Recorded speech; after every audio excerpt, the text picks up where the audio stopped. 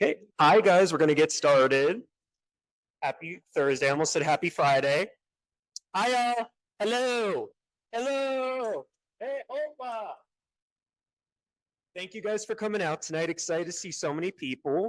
Tonight we will be having Cara O'Hare. You can't see her now, but she's up here. She will be joining us shortly. She's our Director of Programs, going to talk about Business Model Canvas tonight, which is this lovely paper you have in front of you. Just a few quick things before we hand it over to Cara. Here is our program schedule. This is posted in Disco as well. You'll see it at the beginning of every class.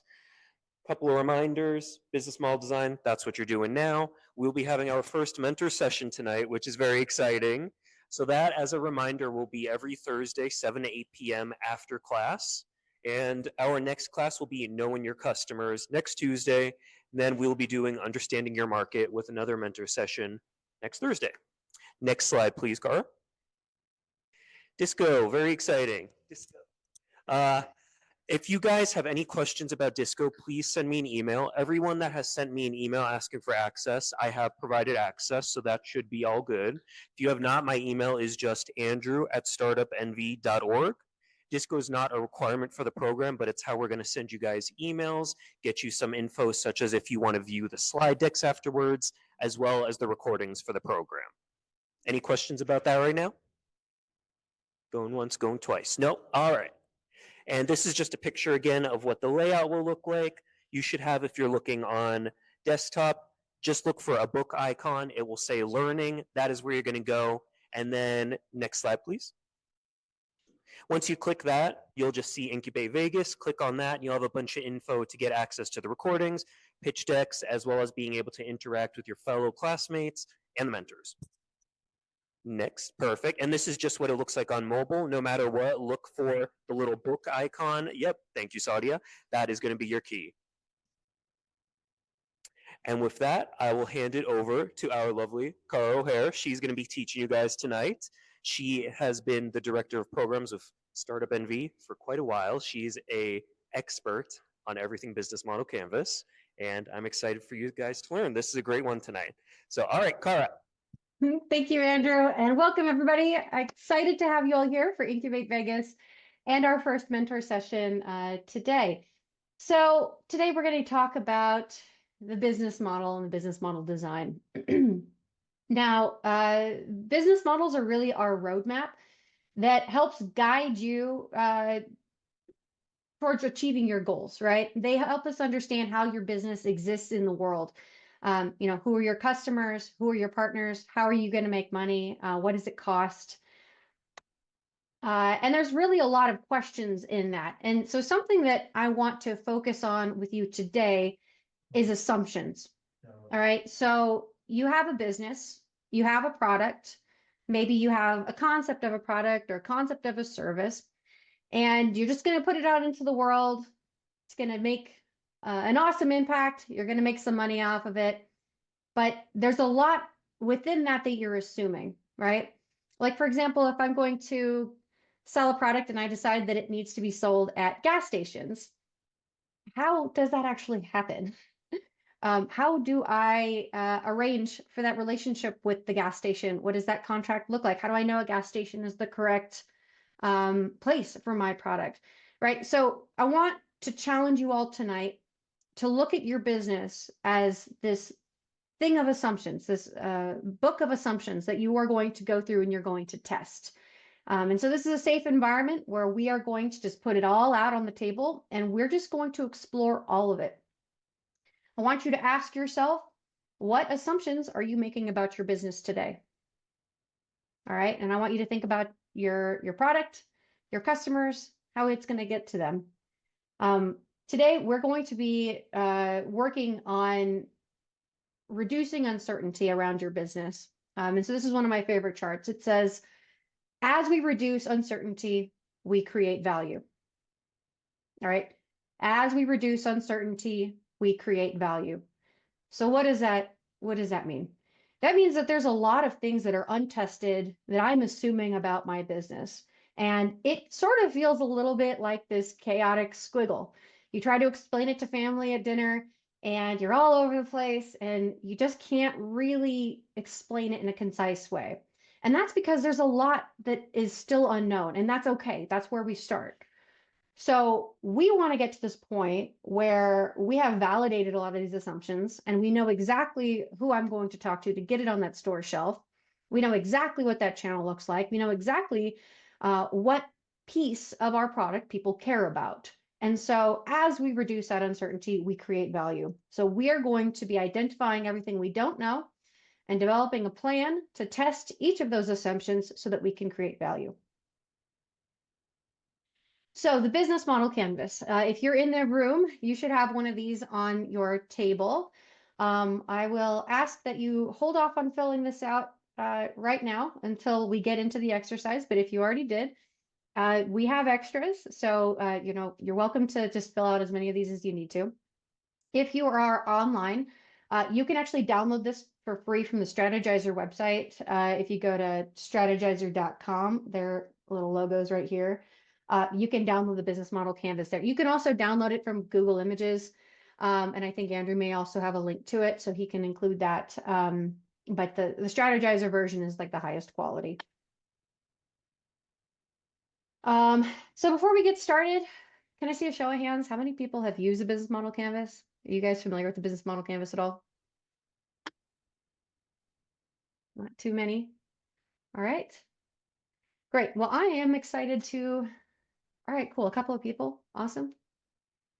I'm excited to walk you through this because this is one of my favorite tools. And it really just takes this complex, complicated business that you are interested in pursuing, and it takes it into one sheet, 9 blocks, and it helps us just explain it in really simple terms.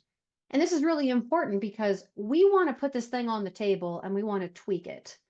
I always like to think of this as like going through the junk drawer, right? I think a lot of us have junk drawers in our homes.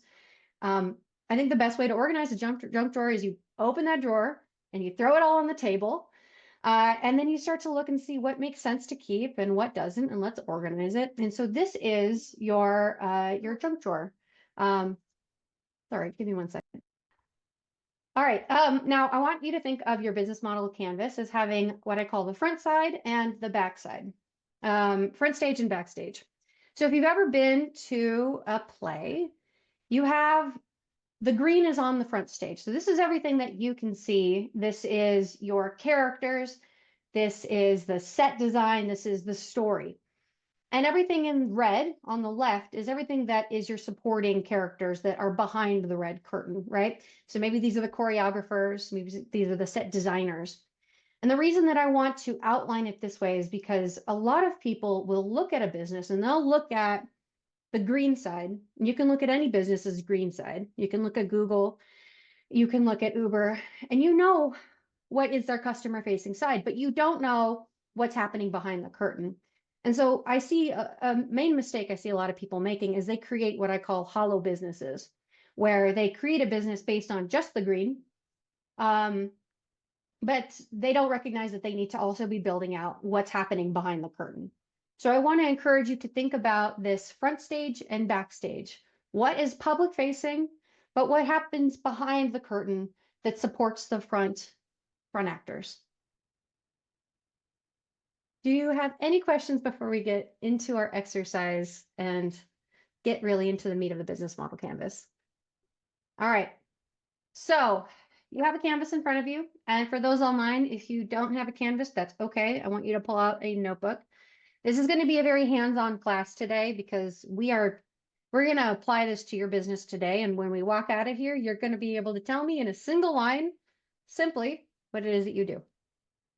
So I have some rules when it comes to the business model canvas. We're going to be filling this out as we go. We're going to go block by block of the business model canvas. I want you to fill in 1 to 2 bullet points per section. And I see Francis says you must sign up for an account with Strategizer. You can also just go to Google Images and download the Strategizer image, and that's fine too. You don't have to actually sign up with Strategizer if you don't want to. All right, so 1 to 2 bullet points per box. No sentences. This is not the place to get complicated. We really just want to do high level bullet points. And then I want you to separate out different ideas and concepts into different bullet points. And that's very important. And the last thing is no orphan items. So everything must be connected to one another, right? So coming back to our canvas, if I'm going to stick something in value proposition, it must be attached to something in customer segment, and they all must touch each other, right? You don't want to have a product that doesn't have a customer. You don't want to have a partner that isn't helping you build your product or reach your customers. So that's what I mean when I say no orphan items. So simple bullets, no sentences, different bullet per concept, and make sure that they all touch and they're all friends and everything is connected. All right. Let me know if you have any questions, but I think I'm just going to get into it. So our customer segments. This is who we are specifically creating value for. Now this is the market as a whole. This is a specific market. Maybe this is a specific person with a specific title. The key thing that you want to think about when you're looking at your customer segments is, what do they all have in common? Now, I want to encourage you all, don't put anything in there that says everyone who, or all people within this demographic, just no general terms, right? No everyone, no all, but be specific. So for example, if I were selling something and my plan was to go door to door, that's not very effective, right? My customers all have something in common. Maybe they're all a part of an association or a group or a club. That's my customer segment, not all homeowners, all right? So think about groups that these people belong to. So we're going to spend a couple of minutes. If you can fill in your customer segments, ... for your business. Just give you guys a couple of minutes to do that. Okay, just another minute. Remember, don't say all, don't say everyone who, and create different bullet points. So if you're thinking B2B, what sort of companies are they? If it's a specific person in a company, what's their title? Maybe it's an association or group. If you happen to have a nonprofit, that tends to be your route, is thinking of associations and groups. All right. Next is our value proposition. So what value are we delivering to our customers? What problem are you solving? And what bundles of products and services are we offering to each customer segment? So remember, we're going to be drawing a line from bullet to bullet. So if you wrote out 3 distinct customer segments, I also want you to look at your product and identify maybe 3 distinct features, offerings that you have, values that you have, and separate those out. Now, the reason we do this is sometimes we couple things that don't belong together, or sometimes we assume that these customers are interested in this particular value. And so what we do is we really just fill it all out, don't dump out that junk drawer, and we look at everything as an individual, and then we group like items so we can reorganize that drawer. So we'll spend a few minutes writing down the value proposition bullets. I feel like usually this is an easier one for people to fill out because you know what your thing is and you're very excited about it. And so the key to this box is to be simple. So what is our specific value? What problem are we solving? And what specific bundle of products and services are we offering to each customer segment? Now, the key thing here is relationships. What keeps your customers coming back? What is the difference between a one-time purchase and an ongoing relationship? My favorite example is coffee. Now, if I'm on a road trip and I want a cup of coffee, I might go to a Starbucks versus the local coffee shop, especially if I'm in a hurry. Do you know why? Do you know why you might make that choice? Level of addiction. But why Starbucks? Why some brand that you know versus the local?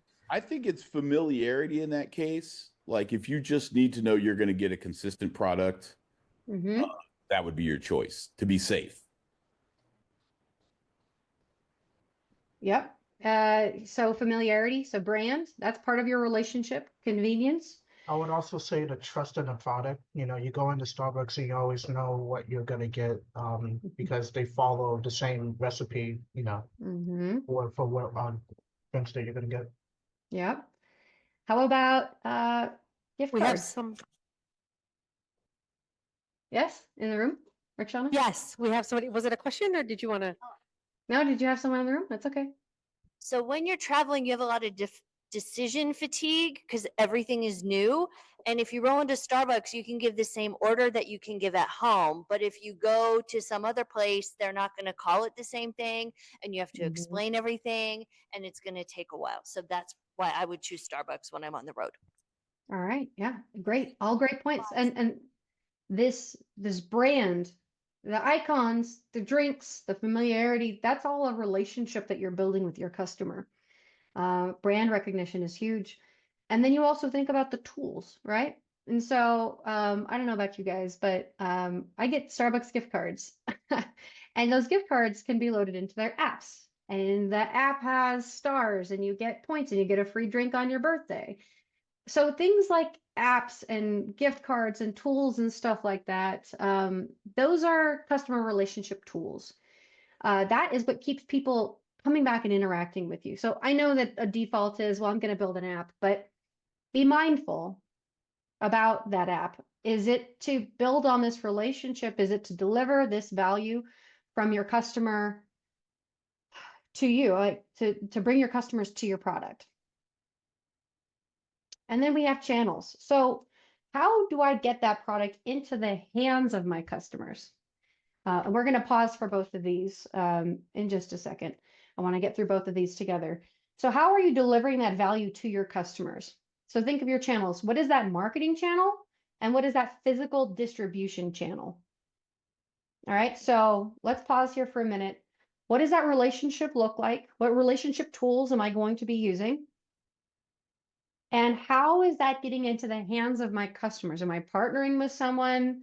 And am I on someone's mailing list, newsletter? How did you hear about Starbucks's drink this month? You know, think about that. So let's pause and let's talk about what's happening on this stage and what that relationship and what those channels look like.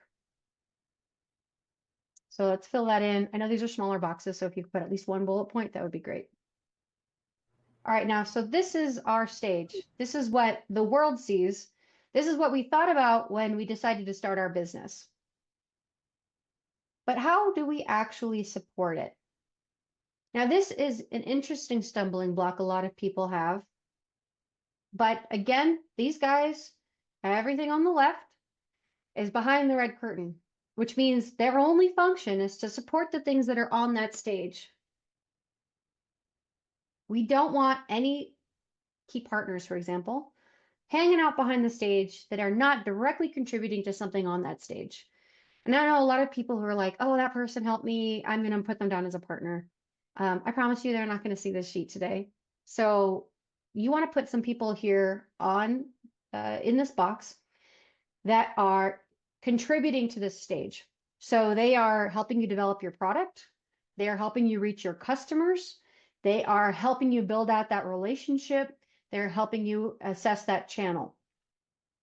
So who do you need to work with to develop that value proposition? Who do you need to work with to develop that relationship with customers? And a key distinction here, and this is my favorite quote, is partners don't pay each other. They help each other get paid. And this is a powerful one, right? Partners don't pay each other. They help each other get paid.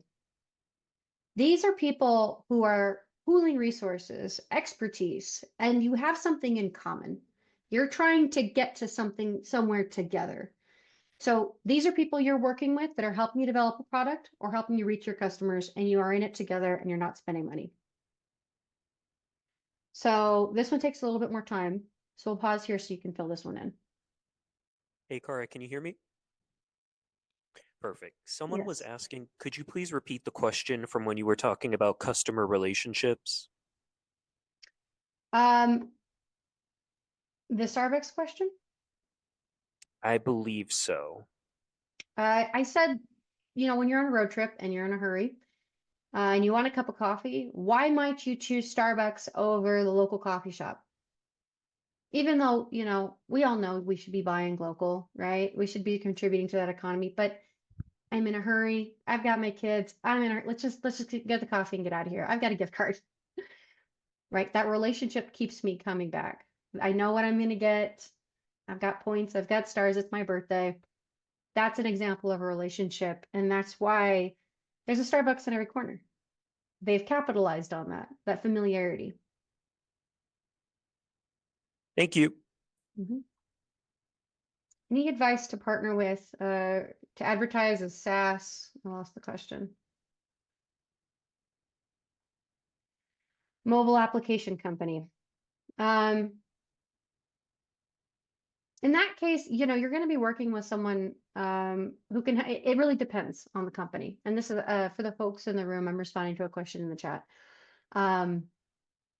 Advice on who to partner with to advertise a SaaS and a mobile application company. It depends on the industry, and it depends on who you're trying to reach.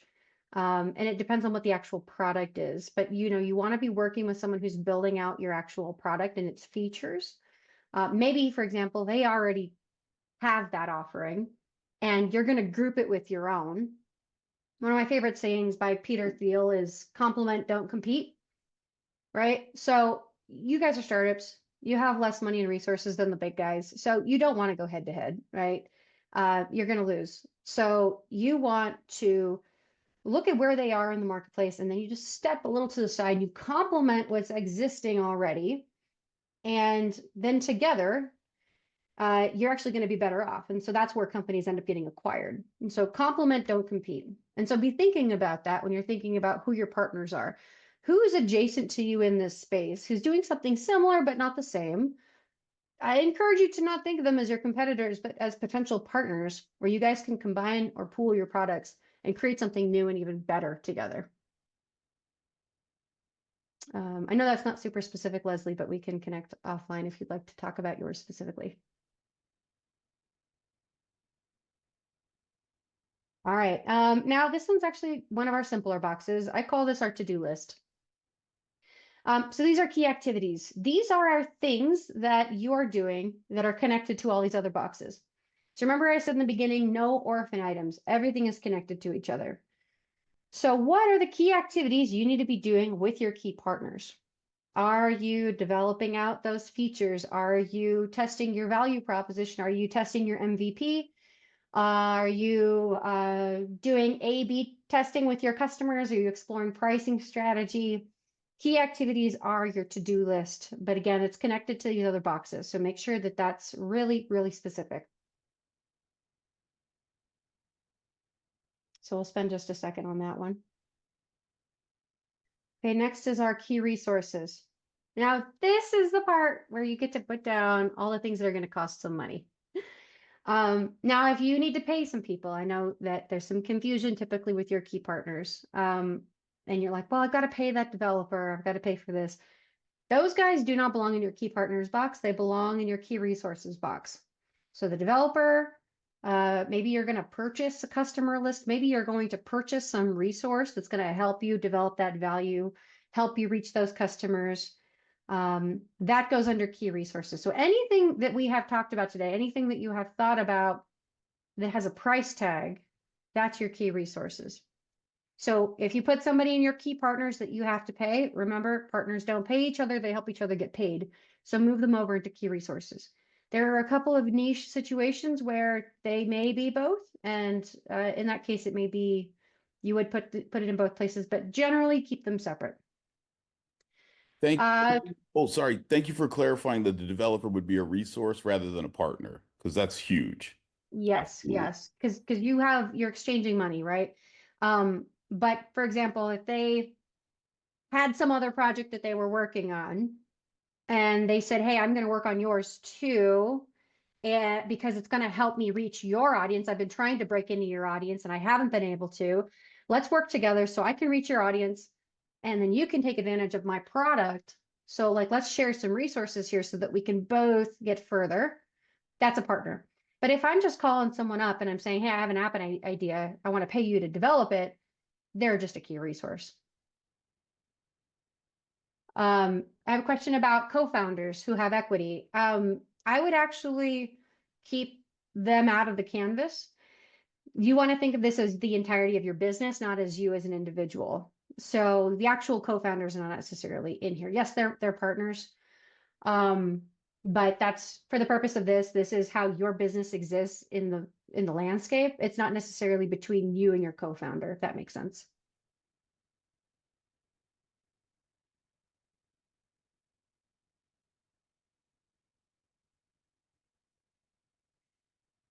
Next item is our cost structure. So we are not putting numbers in here, and we're not really going to be doing a detailed breakdown of our expenses. But I want you to look at everything that you've put in all of the boxes, and I want you to just talk about the things that have cost you money. What are recurring expenses? What are one-time expenses? I mean, you might think about your website here. You might just think about general overhead expenses that you have. But just make a bulleted list of the things that will cost you money. App development. Again, everything has to be touching the other boxes, right? So to develop your product, there's going to be an expense. Maybe to have a conversation or reach your customers, there's an expense. Maybe I have to purchase market research reports in order to understand what my customer segments look like, to understand the size of that market, right? Each of those things would be a cost structure. So typically you see key resources and cost structure mirror each other. This is an opportunity for you also to identify if you have more fixed or variable or recurring costs. So that's where you would outline it there. So let's just take 2 minutes to fill that in.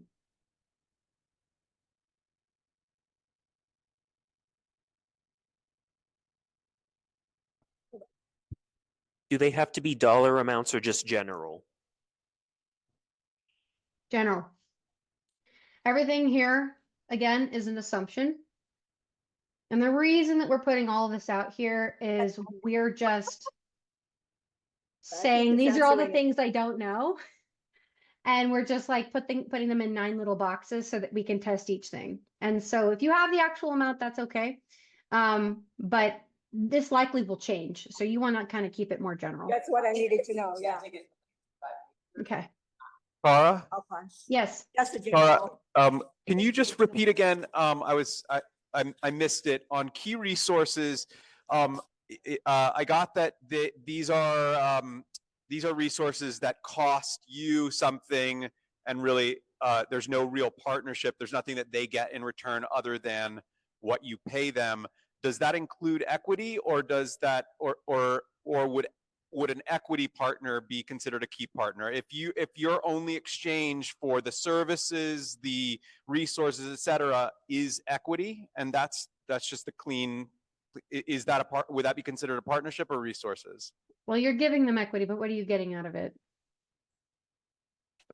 Are you? Oh, let's say you're getting coding services. Let's say that you're getting I don't know, cloud infrastructure. You're getting writing services, etc. The type of thing that you would normally pay for, but you don't have the money, so you use equity instead. Yeah, I'd still put that under key resources because you're not in it together. You don't have a similar mission. You're not trying to solve something together. You're just paying them with money that you'll have tomorrow instead. Okay. So thanks. yeah, so that's a little different, right? So partners don't pay each other. They help each other to get paid. And that includes equity. That includes any other sorts of arrangements. Like you guys have something in common, but you live adjacent to each other in this marketplace. Again, they may even look like competitors, but they're near you, but they're not directly competing with you. Thank you. Great. Any other questions?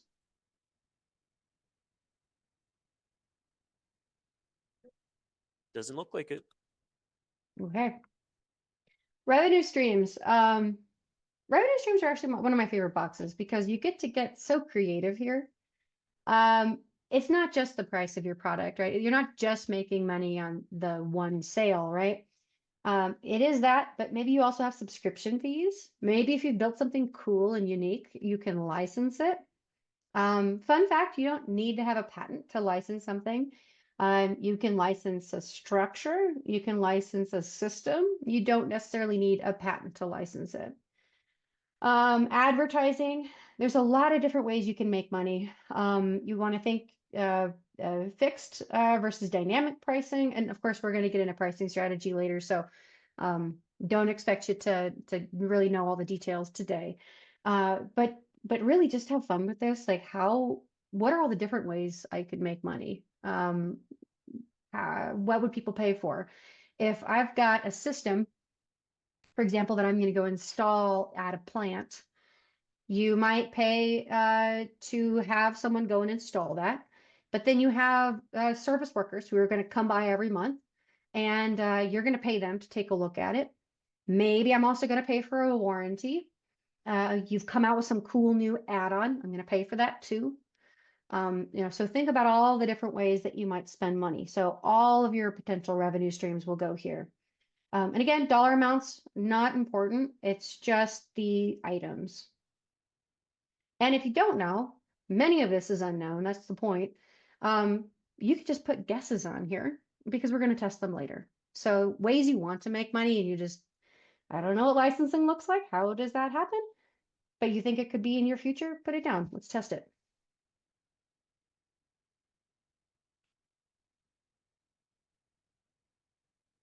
So I'll just give you a few more minutes to focus on that. And for Jocelyn's question, it's an enterprise contract's a new term for her. She just kind of wants to understand what an enterprise contract is. Yeah, so I mean, if you are doing B2B sales with someone and you were to have just like a large blanket contract for a period of time.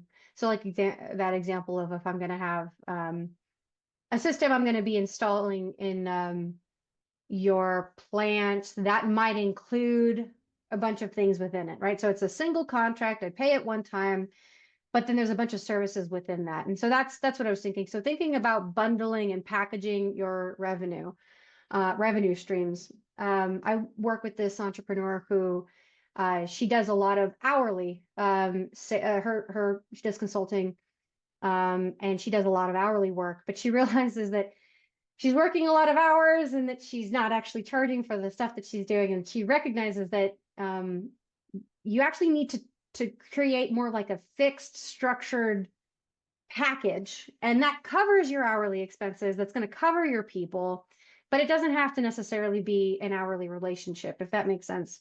It's not necessarily timesheets. Like you are giving them a contract. I am going to include all of these services, and that includes a single first-time payment and a monthly fee, and it's going to cover subscriptions, and it's going to cover these things, and then that's when our contract ends. And so that's what that looks like. So it's usually a larger scale. When you are looking at scaling your business, that's the type of arrangement that you want to have. So I know this is a lot, but we went through this individually. And I hope your canvas is filled in this way.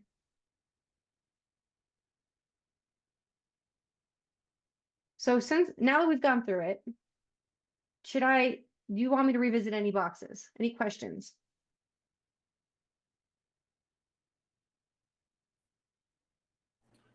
So I've got a quick question for you here. Is this the result of having a business plan or the foundation for creating one? This is the foundation for creating one. So at the start of this, we said that as we reduce uncertainty, we create value. How do I know what I don't know? And the key thing is here is there's a lot that we don't know about our business. There's a lot that we're assuming. And so what we do is we take all of those assumptions and we break them into 9 distinct boxes. And we say, these are all the things I'm assuming about my customers, about my partners, about my resources. And you create this list for each of these things and you test them. And as you test them, you have validated them. And now you know that those customers want that product and they'll interact with it in this way. And they do want an app and they do want the customer relationship. Like the key thing here is you don't want to spend money unless you know for sure people want what you have. And so this all comes back to validation. That's the point of the business model canvas. We take this complex, awesome crazy idea that you have, and we break it down into 9 actionable boxes, and we say, these are the things I need to test. And you only can test them by talking to people, right? So you have to do your customer discovery. You have to validate by talking to your key partners and making sure that they are your key partners and they're interested in that value proposition. And, I'm assuming this customer segment is going to come and interact with my product at 7-Eleven or at the gas station. But do I really know that? Maybe that's not on their route. Maybe that's not something they would purchase from a gas station, right? Just as an example. These are all things that you would be testing. Hi, I have a question, please. This is Yes. Sadia. I'm in the live room. When we think about pitching to the investors, would it make sense to touch on all 9 of these things? Is this what investors want to hear, or do they just want to hear about how much ROI they're going to get? This is really, I'd say, more of an internal document. You don't really want to be showing your business model canvas to investors. Really, this helps you structure it in your own mind. And so Okay, thank you.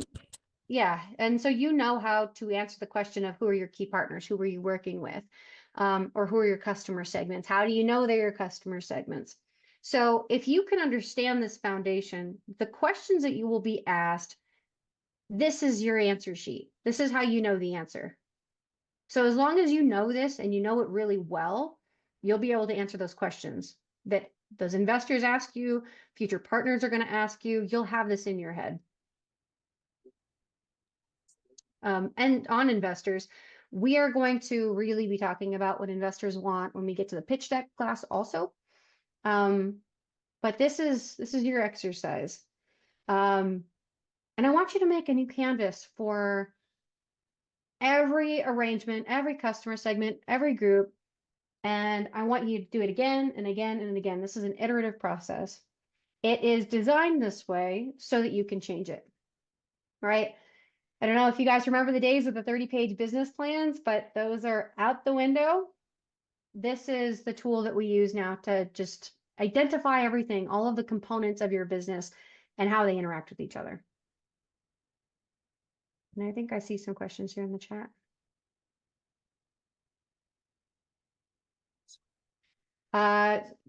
Wish list. Daniel wants me to go back through the detail of the wish list. So again, one of our rules is we don't have any orphan items. So as you're looking at your canvas as a whole, if you have an extra bullet hanging off somewhere, like a partner that you promised would be on your business model canvas tonight, and it doesn't really actually make sense, right? If they're not connected to your value proposition or they're not connected to your customer segment, you have 2 options. You either strike that bullet or you build around it. So if you put someone on your key partners that absolutely has to be there, they're essential, then you need to be able to draw a line to another box that they're connected to. So are they helping you with that debugging? Are they helping you identify and refine your MVP, which is your minimum viable product? Now, your wish list, you don't want to have anything on here that is not connected to another box. So your wish list is everything that you want to spend money on. And it has to come back to developing your product or reaching your customers. Because remember, everything on the right side of the canvas, that's the show, okay? That's the thing that's on the stage. Everything on the left is behind that curtain. So they are only there to support the actors on the stage. So this key resources and key activities, they're hiding behind the curtain. And they're directly supporting something that's happening on the right side of the canvas just to make it happen. Any additional questions on that? This makes sense. Feeling good?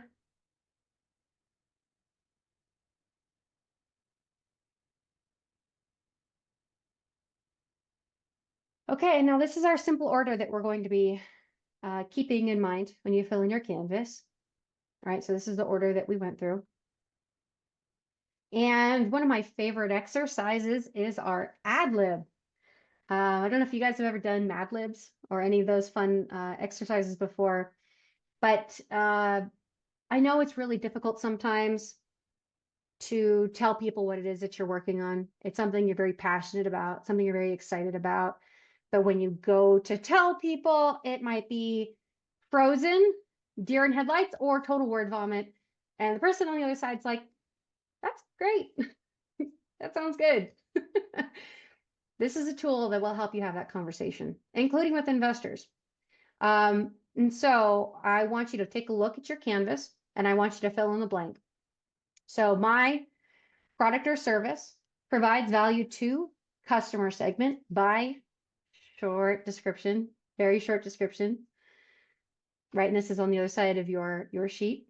In order to deliver value to our customers, we have partnered with key partners who help us achieve key activities, product development, and or access to customers. So I'm working with Microsoft. They put me into their platform, which helps me reach my customers, right? We expect to spend money on costs, and that's related to your product, your key resources. And you plan to make money by revenue streams, subscriptions, one-time fees. Now, again, this is another internal thing. This isn't something you want to have on a deck or share with investors. But when someone asks you what you do, this is all they want to hear. They don't want to hear anything else.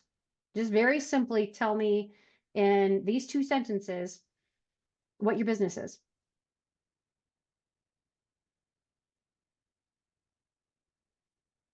Now, I don't have a slide on this, but the next section after you've completed your ad lib, and I'm just going to talk while you guys fill in your ad lib, is I want you to create what is called a test list.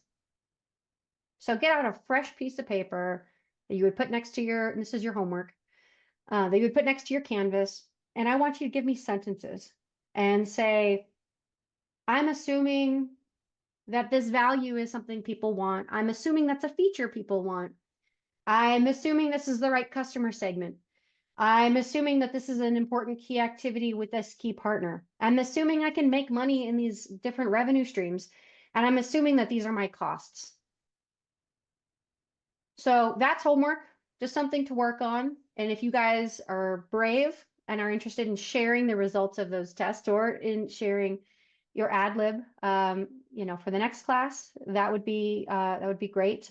But that's how we're going to reduce this uncertainty. So if you look at your canvas now, it's full of questions, full of things that we're assuming. We filled this in. It's all of the information in our head is on paper. The only way to validate that is to go out into the world and talk to people, talk to those customers, talk to those partners, figure out if this thing is real. And if it is, what does it look like realistically? And so each thing that you validate is creating value for your business. Okay. Now we have 10 minutes. Any brave souls want to share their ad lib with us?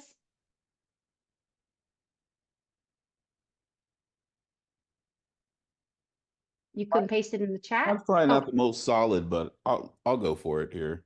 all right, Eric, let's do it. Okay, perfect.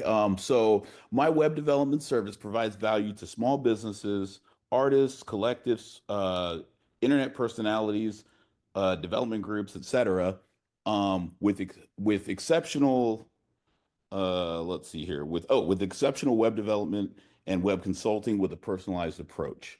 We're partnered with several community groups who help us, let's see, Four's key activities, which help us with network, getting involved in community events, and going to the market that we would serve with our web development. Let's see here. And I expect to spend money on hosting, naturally electricity, small office space, a bit on marketing, and for a lot of the apps that I need to keep current with, I'll be have to pay expenses for those. And the revenue streams. Here we go. Hold on. Fee for service development, hosting and consulting, site building, and then also there's a monthly subscription option too for maintenance, ongoing maintenance. Okay, awesome. Yes, great job. Only note is you want to be a bit more specific with your key partners. I know you said various people, and it's probably for the interest of Yeah, time. that one snuck up on me. That's okay. I was You- definitely ad-libbing. That's okay. That's the point. So the point of this is to just get like to recognize what we have at our fingertips and then what we actually truly don't know, which is totally great and fine. Because that's what we start to build out. Now we have identified that that's a blind spot. That's something that we may not fully understand. So let's dig into that a little bit deeper and let's understand it a little better. Right, absolutely. Thank you. Right. All right. Anybody else? Any questions in the room? We do have one question in the room. Hold on. Oh. No, your talkie is, don't worry, hold on. She's gonna breed hers. Hi, everybody. My name is Sadia. It's like Nadia with an S. My app provides value to teens and adults by matching music to their moods and helps create connection and community. In order to deliver value to our customers, we have partnered with Startup NV, who will help us achieve a beta version and product development. We expect to spend money on computer programming and app development and plan to make money through subscriptions, ads, and sponsorship. Well done. That was great. Nice job. Anybody else? Awesome. Oh, yep, we got another one. This makes me happy when we have volunteers. Oh, please. Okay. So mine says, my services provides value to underserved youth and families by assisting in reintegrating back into CCSD to complete high school. In order to deliver value to our customers, we have partnered with the YMCA, Nevada Partnership for Homeless Youth, CCSD staff, and women's shelters, who help us achieve reducing the dropout rate for Clark County students. We expect to spend money on marketing, transportation, and staff, and plan to make money by providing services to youth and families, allowing them to become a high school graduate. Nice. Yes. Very good. Very, very good key partners. That's Great very work. good. Oh, we got another taker. You mind if we do Okay. one more, Carl? Yes. Yeah. We've got 6 minutes, so we can take them all. Whoever. Oh, it's a whoever's here. question. Hold on, 1 second. Question related to, so, I just pressed it. Oh, no, it's fine. Okay. Hi, I'm Corby. I run Sin City Saints non-alcoholic beverage business. And so like I am a formerly idealistic person who has started my business and now had a reality check. So I don't fault anybody for being idealistic. And I, can hear a lot of these, and I'm sure a lot of them sound the same.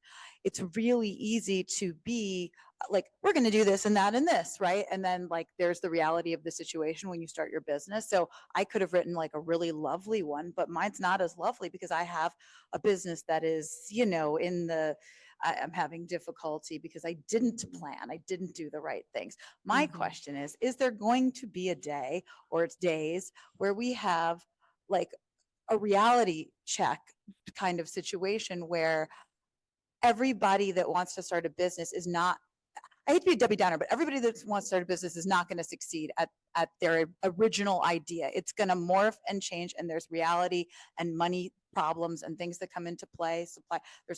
Is that going to be addressed, or are we just doing like, this is going to be my happy, fun business? Because, I'm trying to scale at this point. So I'm at a different place than starting it. And I love idealism. I'm all about it. Like, if we talk it into existence and manifest it, it can happen. I truly believe that, but there's a lot of like reality stuff that gets in the way all the time. Yeah. And I'll just say to that, one of the things that we want to do at this stage is we want to build and we want to dream before we spend money, because it gives us that flexibility to change and to pivot. And if we've spent money, that's okay. We can still pivot. It's a little bit harder, right? Because we're committed and we've got some sunk costs. But I know that pivoting can sometimes feel like we've taken 5 steps back and maybe 1 step forward, but it just feels like I failed. But this is actually one of my favorite little scribbles, because this is actually what a pivot looks like. Pivot's all over the place, but at the end of the day, you're actually still moving forward. As you are going through this and as you're refining this, you're going to know more about your business. The key thing here to not fail as fast is you don't want to put as much money into it right now until you've validated these things. Because then you have kind of stuck yourself to a trajectory and you have got to pull yourself away from that trajectory. But but yeah, I mean, that's what this is all about, is pivoting and having real conversations. And it's hard, and businesses fail, but you know, you fail if you stop trying and you stop pursuing it.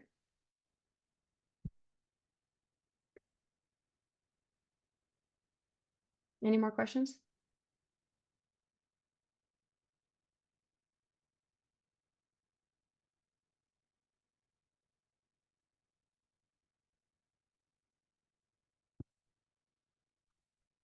Think we're looking good. Any more questions, anyone? Sorry? Yes. Think we're good. All right. Well, I encourage you all to continue to work on your ad lib. And if you haven't taken our pre-program survey, please do so. It really helps us refine this program and make it really a solid fit for you. But I think I am very excited. We're going to break out into our mentor groups. And for Leslie here in the chat, anybody here who wants to connect with me, I'm actually going to be leading the online mentor group. We don't typically do that, but some of our mentors are out today, and I'm going to be doing that, and also can answer any questions about the business model canvas. And I know that we have some of our mentors there in the room. Andrew can provide more information on our mentor lists and who your assigned mentors are. For the folks who are online and want to stay online and connect with me, I will be here to answer any questions. Thank you, guys. Cara, Yes, hi. how you doing? I'm trying to get on the mentor meeting. How do I figure out who's my assigned mentor? So the in-person mentors, Andrew can provide a list of the in-person mentors. We actually don't typically do an online mentor, but I'm here today for anyone. So Andrew, if you can let us know who Daniel's mentor is, and if you can provide, in fact, actually, I believe that we're publishing those lists next week, if I'm not mistaken, right, Andrew? Yes, you are correct. We're gonna publish the mentor. Hi guys. Hello. Hello. We're gonna publish mentor lists next week. We typically do it this week, but some of our mentors are out, so we're gonna split into two groups tonight. Kara's gonna lead, and then we're also gonna have Ken. I'll help you guys split up in a second. And Kara, I would also like to, if you don't mind, I want to screen share really quick and show people Disco just to make it easier instead of going through images, and hopefully that will help a little bit. Yeah, sounds great. Okay, great. Thank you. Thank you, Cara. I'm going to screen share really quick to show people.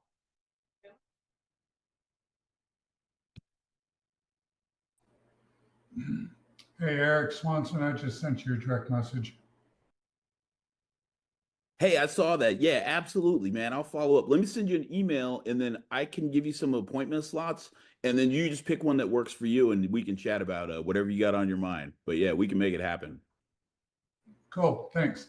All Hey, right, Kara, man. I gotta bounce. I got a 7 o'clock meeting. I gotta go. No worries. I'll be following up later on tonight with email. Okay, cool. Thanks, Eric. Hey, Kara, I gotta bounce. I've got a meeting I gotta go get on. Okay, Jeffrey, good to see you. Thank you. Thanks. Later. Kara, can you see my screen sharing Disco? Yes, I can. Okay, great. So I just wanted to give you guys a quick run through. So you are going to go to, from the main page, programs. And then you are going to go to Incubate Vegas Summer, which is the program we're in. And if you are looking for, let me walk you through, there's a couple of things. Events will walk you through the dates of when we are hosting these classes, the topics, as well as, very importantly, if you click on it, you'll be able to see attached here the pitch deck, or not pitch deck, excuse me, the presentation deck that Kara just went through and be able to review it. And when the recordings of this session are ready, we will also put them here. And then we have the pre-program survey here as well, if you were not able to get the link. Curriculum will have links as well to the event I just showed you, as well as some of the worksheets that we're using. So you can access the business model canvas here, the ad lib. I see someone submitted, awesome. And a couple other things. And then feed is just going to be announcements from me. Not load, oh, that's me. And then general and mentor corner are going to be chats to talk in generally, as the name says, and then with the mentors. And I think that is it. Any questions, anyone? You said the homework for tonight, that'll be on the connection or pre-program survey? Or I'm sorry, could curriculum? you say that again? I can't hear you. You said far as the Adlet tonight, that will submit that on the curriculum? Yes. Okay, no problem. Thank you. Mm-hmm. Yeah, and the test questions and the test sheet, that's really just for you. I don't have anything written into curriculum for that, but that's something that you're going to want to do to advance your business model. So that's something that you're not going to necessarily be submitting, but something you should be thinking about. Okay. Any other questions about how to use it? Yeah. So again, you're on the home page. Let me bring you guys to the home page. Home page on the left bar or on your bottom bar if you're in mobile. Click programs. It's the little book.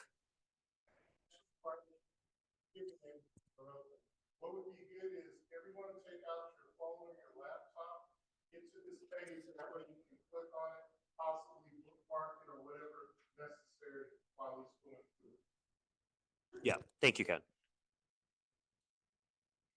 Email me. Do you have my email? Yes. I'll come to you in a sec. Yeah. Does everyone just want to take my email down? It's andrew@startupnv.org. And that is a great idea. I will write it down. Marker is right here. Thank you, Roxana. Andrew@startupnv.org. If you're having access issues, just email me and I will get you guys in. Yeah, so to access all the content we discussed tonight, again, you're going to go programs, the book, then click Incubate Vegas Summer. You guys should only have one or two options, so pretty easy. And then to get to the actual content we were looking at tonight, click Curriculum. Then navigate to the one we were discussing tonight. Tonight was Business Model. So go here, click on that. Then you'll see attached Business Model Design. This is the presentation that Cara was going over. It has all the info she was going over. And then if you scroll down a little bit in the same place, you'll find the actual files that we were using. So the business model canvas, the business model ad-lib, and the value proposition design. And we'll be doing this for every class. Not every class will have a file to actually fill out, but every class will have the presentation for you to review. Okay. Everybody good? Okay. Okay, So perfect. let's let the people go online. Well, I'm going to Yes. stay, Rickshawn, I'll stay here. I don't know if you guys just want to mute me in the room so that we're just talking, I'm just talking to the folks online. And then we'll just do kind of our roundtable here. Okay, we can leave if you want, and then. Oh yeah, If- that works. Are we doing the virtual? Are we doing Just virtual? just today. Yeah, just today. Since Okay. my topic and we are shorter on mentors today. Perfect. Cara, do you want people in the room though? Well, we have 3 mentors here, We do. so we can split up the people here. Excellent. And then Cara, if you want to stay on with the people online, that's up to you. Yeah, yeah. Okay. So yeah, so if We'll you guys leave actually, then. yes, Okay. yeah, that sounds good. Bye, All guys. right. Thank you all.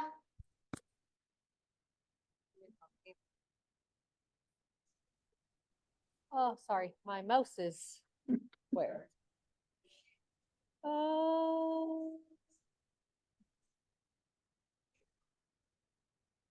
Cara, do you want to kick me out? I was wondering if I can. I think I can. I don't think I can because he's host. I stopped your video though. And you're sharing. Well, there you go. No, I can't kick you out though, because you're co-host. Oh, yeah, you're going to have to kick me out. I won't let me. I might end for all. Oh, goodness. Well, you hit leave, Hold on. and then you assign it to me as the host. Let's see what happens if I hit end. If she kicks us out, just join the call. All right, cool. She's gone. This will be our online mentor group. It's not typically what we'll do, but today I'm happy to answer any questions. So, How do I get to that that Discord page? I mean, I was there, but I couldn't get to where he was. It would just be hitting your home button. I went home and it showed me the notes. It showed me a lot of stuff, maybe because I'm on my phone and not on my computer. Yeah, that might be why. If you go to your computer, and we can connect outside of this meeting if you want to go through it. I'm just trying to figure out, because I do have a podcast. I probably really just need to write a book, simply because I've been able to raise my sons. I'm 66, getting ready to be 67, and all my sons are an adult. But my youngest, what they said was he was severely mentally retarded and communication handicap, wouldn't benefit from public education, but he graduated with a one-on-one aid. Every child can learn. And people have babies. And when you go to the public schools, those all parents out there, they all care about their kids, dropping them off, trying to get them there on time. It's just horrifying to understand that so many kids are not making it. Yeah. And so, I think we have to change what we've done as community members and figure out how to build a different type of, tool so that we can learn how to advocate, because I've always done parent involvement. So it's strange to me here that people get appointed to represent. And then, if you're not appointed in Nevada, basically, you're nobody. I mean, and then they have Nevada Prep and all these agencies that get that federal dollars that should be doing the lobbying and advocacy for everyone. They only help a few people. It's I'll so say- unfortunate, huh? Yeah, one of my favorite quotes is "Be the change you wish to see in the world." Yeah, I know. That's what my yeah. Yeah, Yes. it's so Lead the trend. Yeah. Well, And I do have a podcast. I mean, but then when I go over there and I look at the city council member out there, and he's recognizing Usher and giving him the key to the city, and I'm saying Usher got some behaviors just like Diddy did. I mean, they all have a certain level of behaviors when they have money, right? And there are people that just follow that money, but I'm not a part of the Me Too. I missed that boat. But it's so just real. Yeah, so our businesses are this chance to impart the change that we'd like to see, right? Right. And I having have the little sheet. I got it. I downloaded the tool. I got the whole tool, and then I downloaded it. And so, it's really, see. Oh, right, cool. All right. And it's a whole checklist of stuff, and there's organizations, and there's so many people. I mean, Nevada Prep is real. What can I say? So for nonprofits, for everyone here on the call, I would say there is another canvas to use called the Mission Model Canvas. And that's also on Strategizer's website. It's lesser known. I always gravitate to the Business Model Canvas because you can kind of use it for everything. But if you are a nonprofit, the Mission Model Canvas helps you see all of the other things that are more specific to nonprofits. So I would encourage you to look there. Where's that one at? Is it? It should be on Strategizer's website. I mean, I'm assuming they still have it. Can I ask you a question? It's a little general. I might have missed it. I just probably wasn't aware of it. I just wanted to know what will be some of the some key things to ask here in these mentor sessions. What's the best? What would be the best? Like, what would be the most valuable thing I can walk away with here? Yeah, so we do a mentor session after every Thursday. And we do content Tuesdays and Thursdays. And so Thursdays are kind of, because they're the end of the week, that's 2 topics have happened since you've seen your mentors. This is your chance to say, hey, I learned about the entrepreneurial journey on Tuesday, and I learned about Business Model Canvas, but I need some help applying it to my business. So next week, we're going to be doing a lot of market stuff. And Maggie is just an expert in that, and she's really fantastic. She's going to talk about market sizing. And so I would encourage you to think of the mentor hours as your office hours.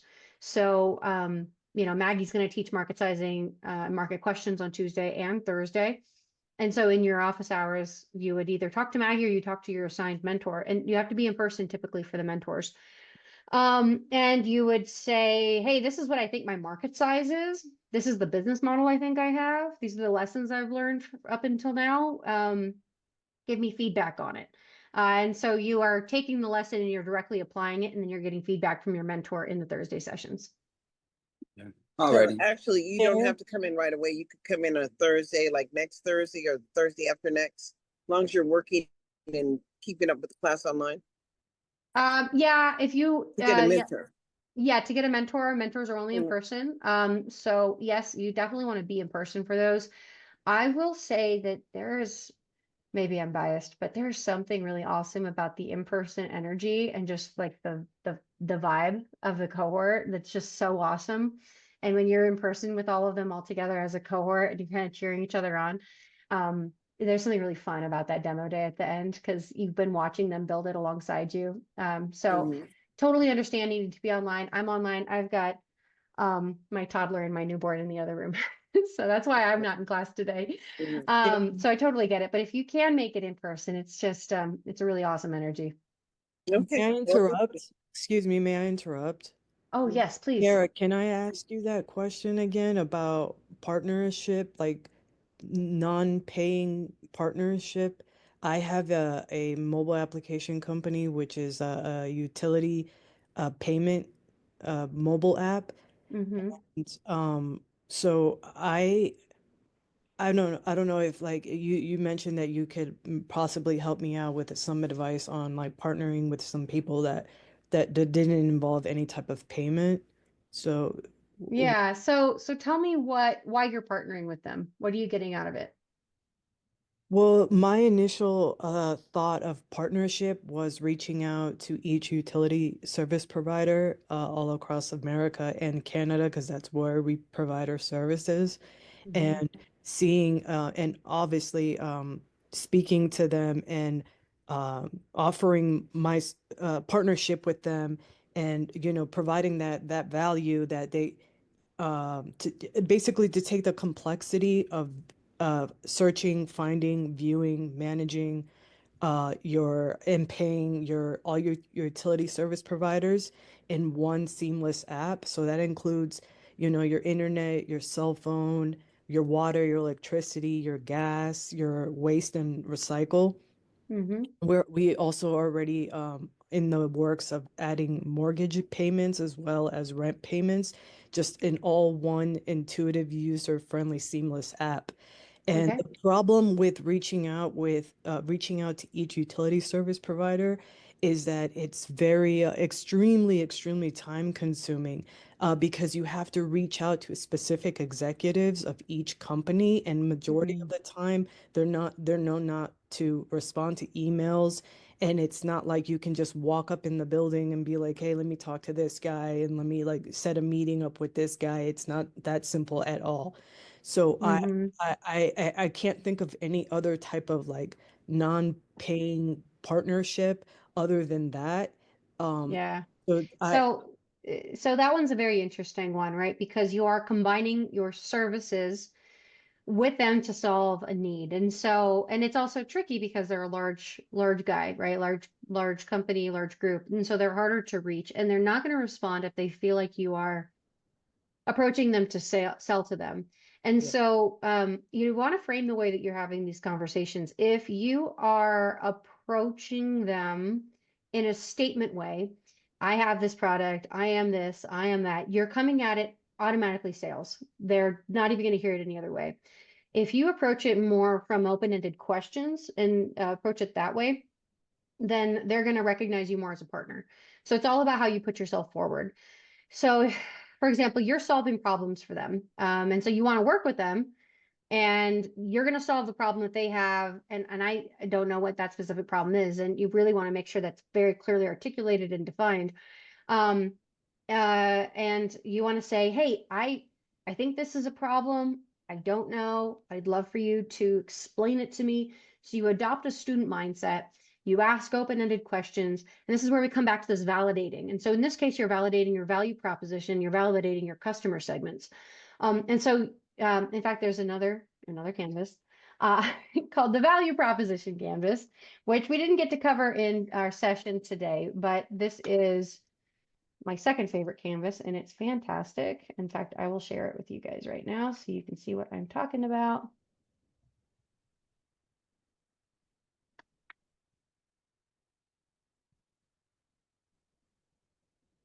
All right. This is the value proposition canvas. So for everybody that you're working with, I want you to build out your customer profile. So this is your ideal customer profile. ICP is what you may see it referred to as. So when you're trying to approach these people and you're approaching them with, I've got this awesome product and it includes all these different utilities and all these different services and all these things, they're immediately like, you're in transaction mode. I'm not buying. So therefore our conversation is not happening because I'm not buying anything today. So you have got to get them off of that. We're not having a transaction. I'm not selling to you. I'm a student and I want to understand. So I think that you have these specific jobs that you're trying to do as a utility company. And I think that you might be failing at what you're doing. I think you maybe aren't doing it to the level that you'd like to be. And I think that there's something really cool and extra and awesome that you would like to be doing if you didn't have these pain points. Can you help me understand that? Is that your reality? Are you experiencing that?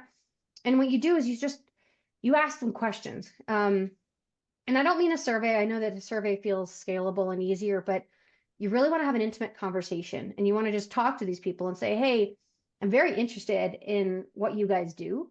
And I'm interested in understanding some of the issues you're encountering. Can you just explain it to me? Because it's, nebulous. I don't understand it. I'd like to have a better understanding. And that what I find is when you have a better understanding of that, then you change and you repackage the way that you're talking about your product so that it directly mirrors the things that they said that they were dealing with and their problems. And this is how you develop what is your value proposition, is what products and services address the jobs I'm trying to get done. What sort of pain relievers are a part of your package that address the issues I'm having? And what are some game creators that create something above and beyond and extra that maybe I'm missing out on because I'm focused so much on those pains? That's really great advice. Got a lot of value out of that. Thank you so much. I do have one more question Okay. regarding all of this. Mhm. Like, is there any way that you have like any type of advice on like how to reach out to these specific people? I've done, my little research online and stuff, and they usually just say like try finding them on LinkedIn and then from there try emailing them. But the thing is like I don't even know who would be in charge to like I don't know who was the right person to reach out to even find to begin with and reach out to, and then add that like advice that you gave me just now to start a conversation with them. So typically you want to start mid-level to bottom. And I think that might be contrary to other people's advice, but I think that's really true. If you start in the middle, you're going to get someone and you're just like, I know you're not the purchasing guy. I know you're not going to buy the thing. I just want to talk to you. Just tell me about the issues you guys see day to day.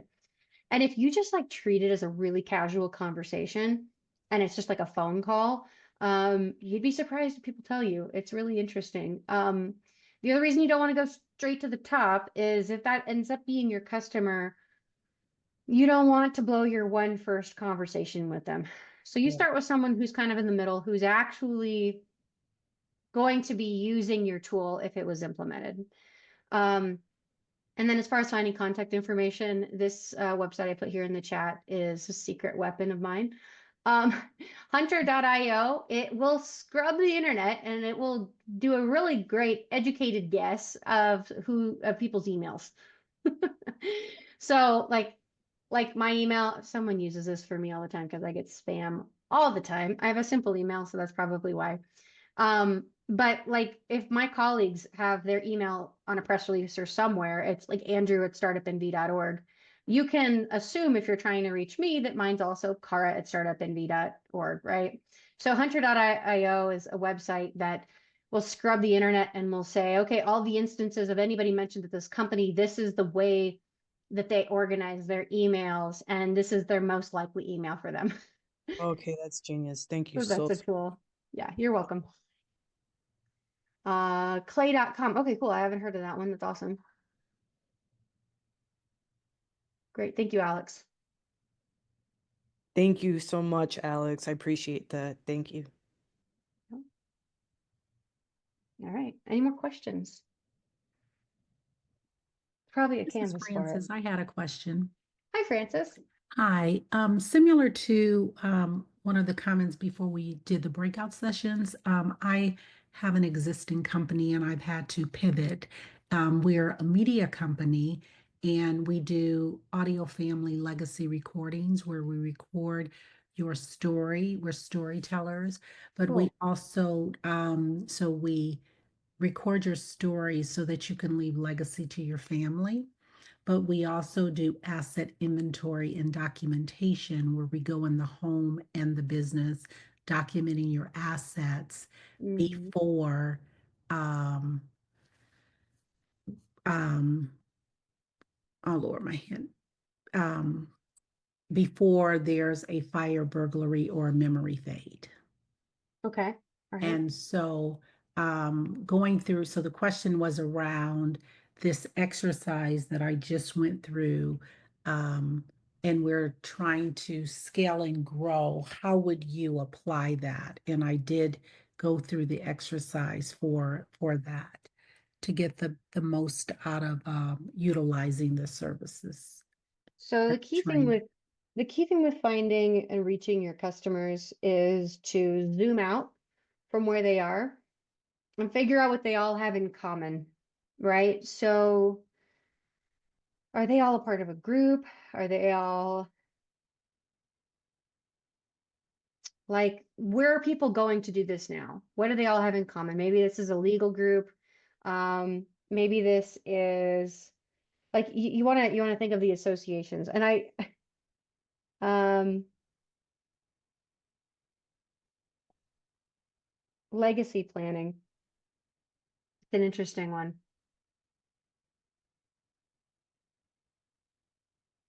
I would research associations and groups. And if anybody has any ideas, it's not an area I'm familiar with, but you basically figure out what kind of clubs they all belong to. Are they all subscribers to one specific group? Maybe they're all in the same Facebook group. Maybe they're all a part of something. You figure out what that is. And you talk to the people who lead those groups and those associations, and you ask those types of customer discovery questions of the people who lead the group. That way you're not reaching out to individual people. I always say it's better than knocking on individual doors, right? Like if I'm selling something to homeowners, I don't want to go knocking door to door. I want to find the homeowner association and I want to see if it even makes sense for homeowners to have the thing that I own, right? So that's similar, is you have to figure out what they all belong to, the environment that they're all in. I'm Thank sorry, I you. don't have more information on which exact groups that could be. Okay, thank you.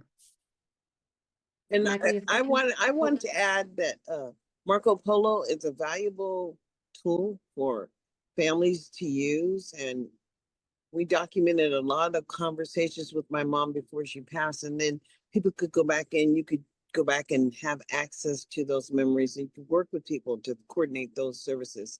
And then plus, the churches would be probably a great place to document. Yeah, the churches. Yeah. Work there. I mean, because historically, once somebody's gone, then people are left to pick up the pieces. And the benefit in knowing or having your family life. We're so broken as a nation. So many people don't have those pieces, and it's important to try to gather them. So I think what you're doing is awesome. Thank you. Jen. Thank you. And I've tried the churches. That's been a little bit iffy. Yeah, it's been a little bit challenging. So yeah, thank you so much for that. But Marco Polo is awesome. It's an awesome tool. And they recently had a mom's day or something like that. So they were reaching out to moms. But our communities are so broken. So it's important to start building those family relationships and build from that.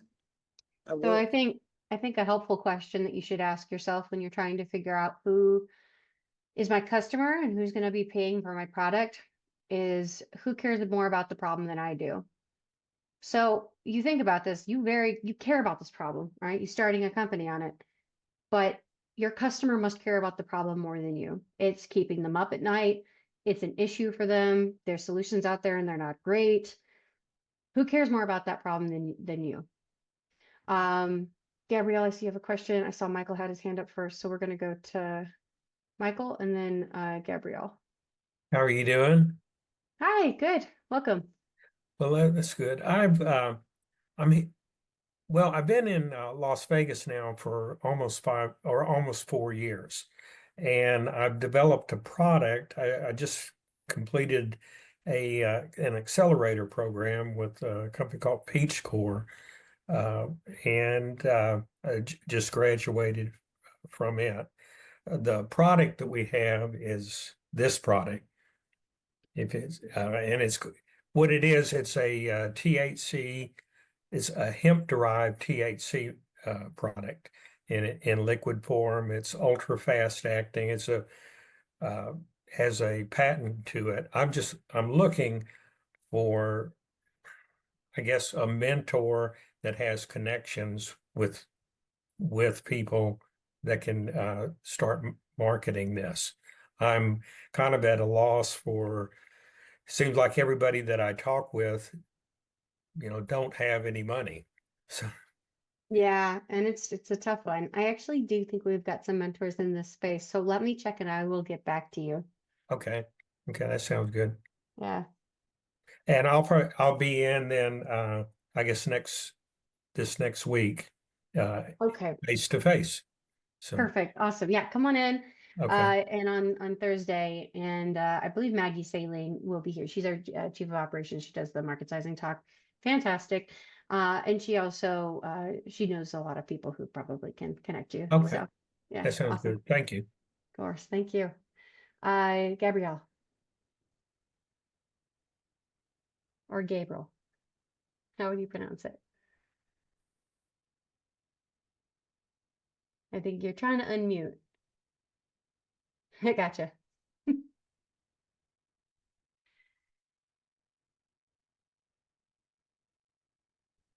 Okay, there we go. Hi, Hi. I have a question. So I'm an independent contractor, and a lot of times, I don't know if you covered this, so you guys go over this. And one of the things I would like to say, as independent contractor, making sure that you guys get general liability. We're out here doing stuff, general liability, and maybe it's workers' comp, would be important. I don't know if you guys cover that, but a lot of times we run business and we don't think about those things. That's great points. Thank you. We do have legal talk that we do. It's really more about entity formation, but that's a great time to talk about some of those specific things. Our lawyer can answer any of those specific questions and things that you need.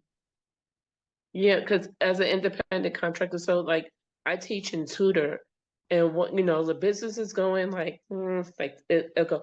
But I also have different avenues where like now I was just recently working for somebody for about 6 months as a private tutor to come into their childcare facility. But this, I would like to, expand my marketing to a different area. One of the things that I come across is that like people know the information, but they're not willing to share. However, I do also go out to different venues to let them know that my business exists as well. I just want to know maybe marketing, more of a market tweak of where else should I, try something like that. That's my question. And will you guys be covering something like that in the future? Like marketing strategy? Yeah, like marketing strategy. So one of the things is like I teach and tutor, but when I ran my school, but now I'm going into a different market where like I could come into let's say if you have a childcare facility or you have a program, I can come in as an independent contractor to come underneath, come into your program and run your facility or something like that. So that's just Yeah. another market that I, have reached out to in the last Okay. couple of months. Yeah, so like today is our first step into understanding all the players and understanding some of the things that we need to be testing. And we are going to be digging in a little bit deeper to talking to our customers and understanding our market on May 20th and May 22nd. So all next week is going to be about that. From there, we get into pricing, pitch decks, legal, sales, supply chain, and pitch practice. So, I mean, we don't have a specific marketing, but all of these things should influence your marketing message and in how you are positioned in that landscape. Okay, Thanks. awesome. That's great, Cara. All right, great. Thank you. Jojo, I see your hand. Oh, hi. Sorry, I had my my camera off, and yeah, because I'm looking after 5 children at the moment. So I'm brand new in Las Vegas. I've been here 4 months. Welcome. Thank you for my husband's job. So I've just literally been thrown into it completely. Like, I'm a hypnotherapist, and people keep telling me, people keep telling me I could listen to all day, and I'm like, well, that's what I'm banking on. Yeah, awesome. So I'm kind of just building up that kind of wellness network. And I just wanted to see if there was any other kind of tips as well of how I kind of, I get those people on board. I'm really good at networking, but it's getting that opportunity to network, I think, is important. Sorry, my computer is just about to die, and it keeps falling out of the wall.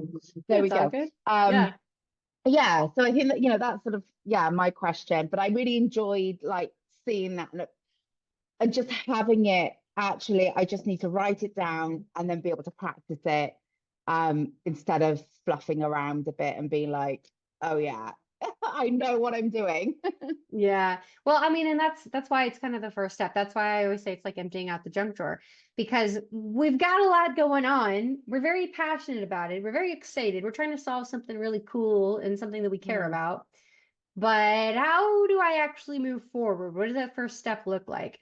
Right. And so I just encourage you to like fill in those boxes with this nebulous cloud and just say, all right, this is what I think it is. You don't have to have the answers, right? It's Yeah. just assumptions today, things that you want it to be, a dream, a vision. It's okay.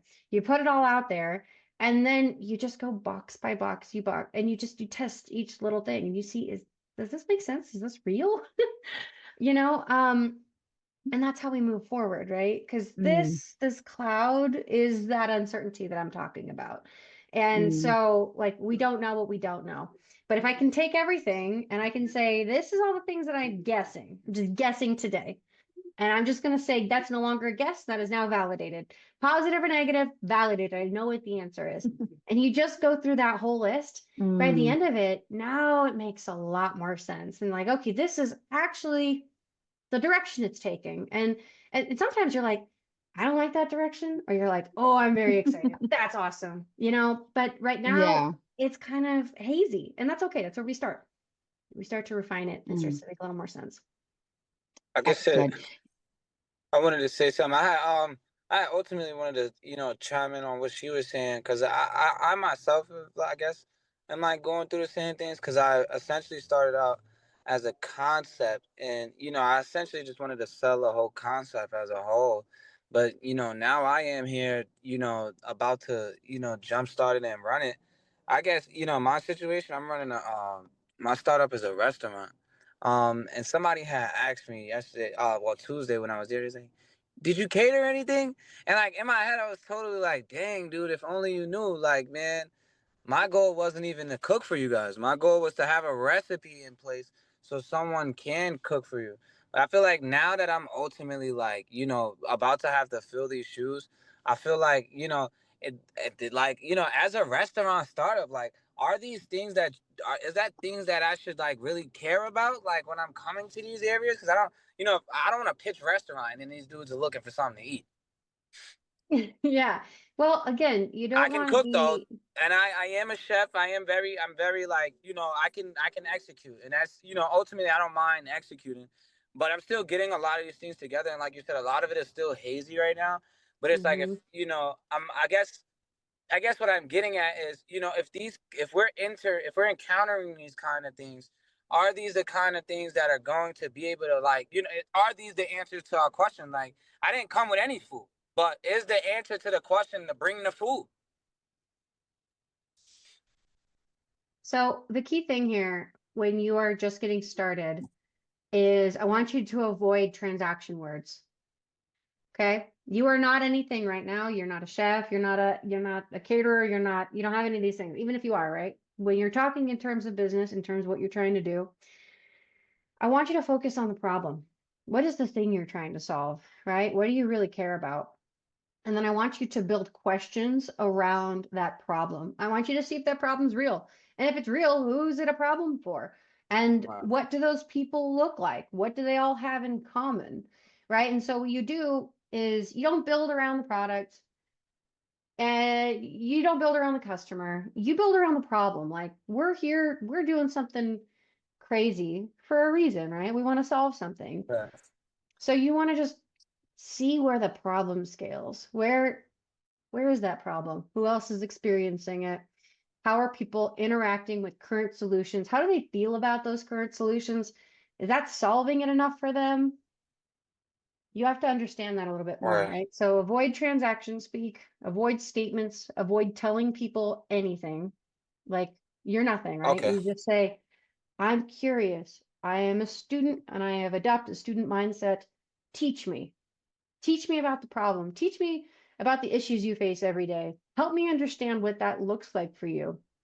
And then when you get really excited, you're like, oh, I want to solve that. Then you start to build, then you start to explore that. But that's where you're at right now, which is a really fun place, I think. Hi, I'm All Bentley. right. Thank you so much.